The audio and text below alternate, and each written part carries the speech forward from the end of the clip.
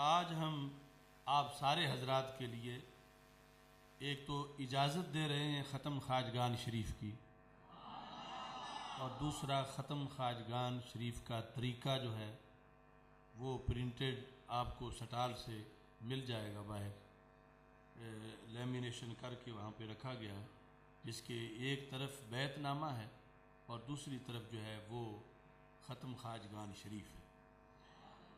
جس طرح کہ پہلے یہاں پڑھایا بھی گیا، تو میں یہ سارے کلمات ایک بار اس لیے بھی پڑھوں گا کہ تلفظ صحیح پڑھا جائے، تلفظ صحیح کیا جائے، جہاں بھی یہ اوراد و وظائف پڑھے جائیں تو حصول برکت کے لیے بھی گھر میں اس کو لگائیں، اور ویسے بھی کوئی موقع کہ جس میں آپ کو حصول برکت چاہیے تو خیر و برکت کے حصول کا یہ بڑا مجرب نسخہ ہے۔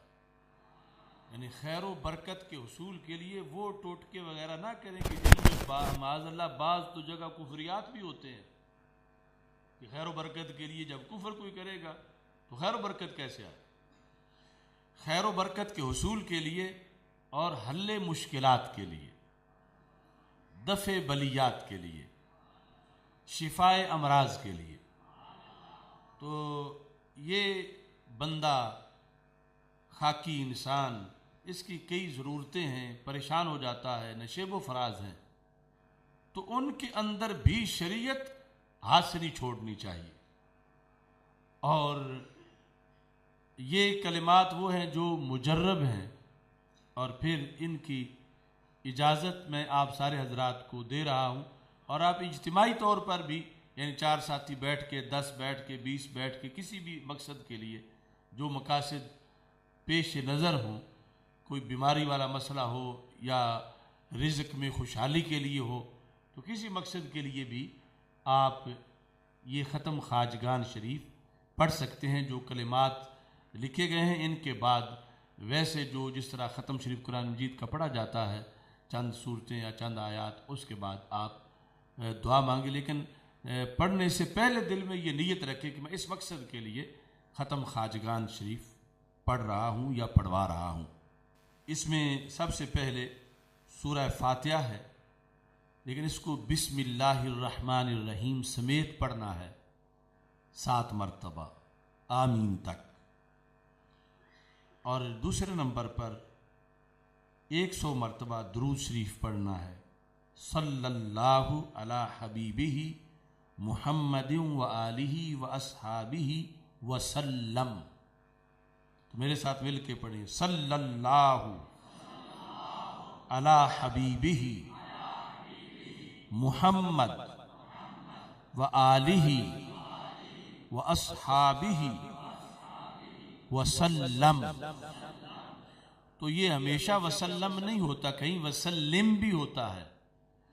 جب صلی پہلے آئے گا تو آگے وسلم ہوگا، وہ صلی بھی امر ہے تو سلم بھی امر ہے، اور صلی ماضی ہے تو سلامہ بھی ماضی ہے، تو ایک ہی قانون نہیں بنا لینا کوئی، وہ عبارت جیسی ہو اس طرح کا ہوگا۔ لیکن یہ جو درود شریف ہے اس میں آپ نے وسلم ہی پڑھنا ہے، اس کے اندر چونکہ پہلے صلی ہے تو صلی اللہ علی حبیبہ محمد و آلہ و اصحابہ وسلم۔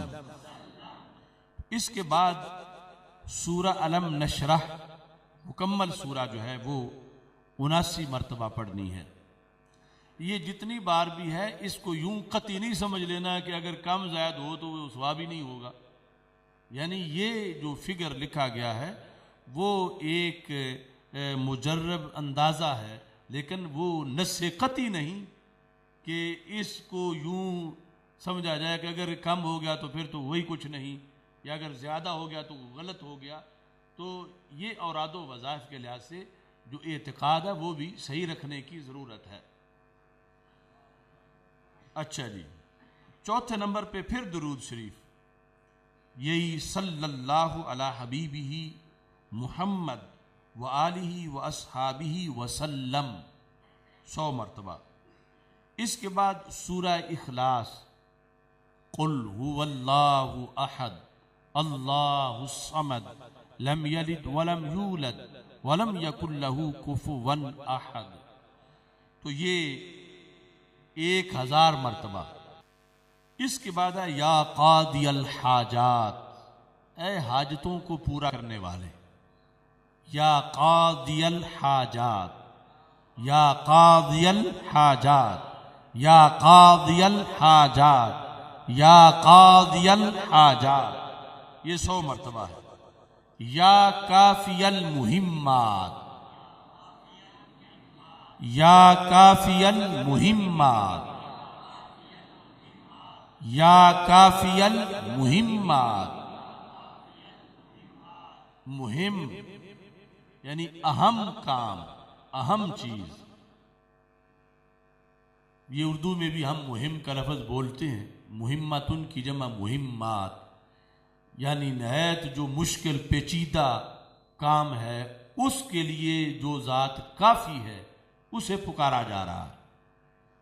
یا کافی المہمات، یہ کس کو کہہ رہے ہیں؟ اللہ کو، کہ اے اللہ تو مہمات کے لیے کافی ہے. 100 مرتبہ.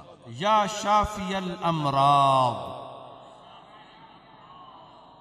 تو ایک ہے ضاد اور ایک ہے زواد. تو زواد جو ہے یہ فارسی، اردو اور پنجابی کا حرف ہے، اس کے لیٹرز میں سے. عربی میں ہے ہی نہیں. عربی کا نام ہی ہے لغت الناطقین بالضاد، ان لوگوں کی بولی جو ضاد پڑھتے ہیں.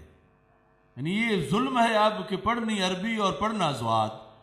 یعنی عربی کا نام ہی عربوں میں یہ ہے تاریخ میں کہ ان لوگوں کی بولی کہ جن کے لیٹرز میں ضاد کوئی نہیں، ضاد ہے. یعنی ضاد پہچان ہے عربی کی. تو اس واسطے اب عربی میں پڑھا جا رہا ہے. تو یا شافی الامراض، یا شافی الامراض، یا شافی الامراض.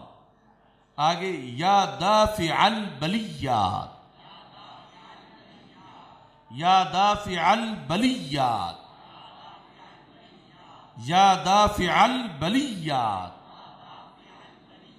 یعنی اے بلاؤں کو دفع کرنے والے.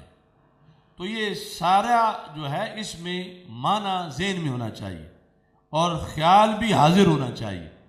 یعنی ذکر کے وقت سستی جو ہے وہ مزید بندے کا نقصان کر دیتی ہے. یعنی جس ذات کو بلا رہے ہیں، جس کے سامنے جو مقصد رکھنا ہے، ادھر دھیان ہی نہیں، دھیان کہیں اور ہے، اور وہ ذات جانتی ہے کس کا دھیان ہے یا نہیں. تو پھر عدم توجہ پر نقصان بھی ہو سکتا ہے. تو دھیان سارا اس طرف رکھنا ہے. اور ایسے ہی درود شریف کے وقت دھیان جو ہے سارا دربار رسالت صلی اللہ علیہ وسلم میں رکھنا ہے. یا حل المشکلات، یا حل المشکلات، یا حل المشکلات. اس کا معنی اے مشکلوں کو حل کرنے والے. تو کچھ لوگ یہ سمجھتے شاید یہاں لفظ حل مصدر ہے، حل. تو یہ یہاں مصدر نہیں، صفت مشبہ ہے. جس طرح لفظ رب، رب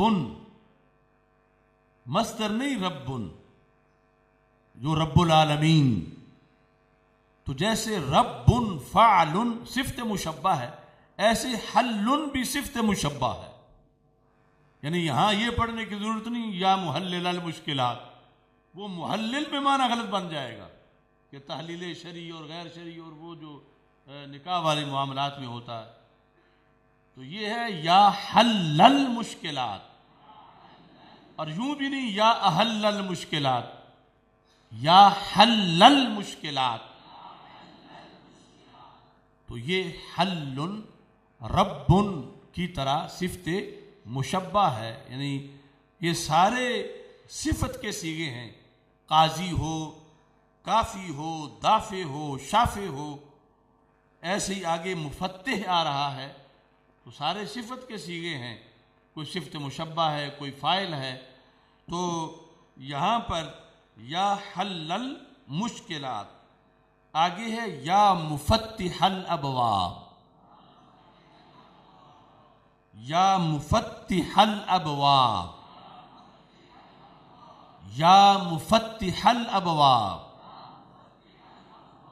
اے دروازے کھولنے والے، یعنی جو بھی مراد ہے اس کے دروازے بند ہیں، رزق کا مسئلہ ہے دروازے بند ہیں، اولاد کا مسئلہ ہے دروازے بند ہیں، علم کا مسئلہ ہے دروازے بند ہیں، تو یہ ہوگا یا مفتح الابواب، یعنی اے دروازے کھولنے والے، یا دلیل المتحیرین، یا دلیل المتحیرین، یا دلیل المتحیرین، متحیر وہ بندہ لغوی طور پر کہ ایک جگہ چوک ہے، بورڈ لگا ہوا نہیں اور بندہ اجنبی ہے، اسے نہیں پتا کہ اب دائیں جانا ہے بائیں جانا ہے سامنے جانا ہے، رستے وہاں کئی نکل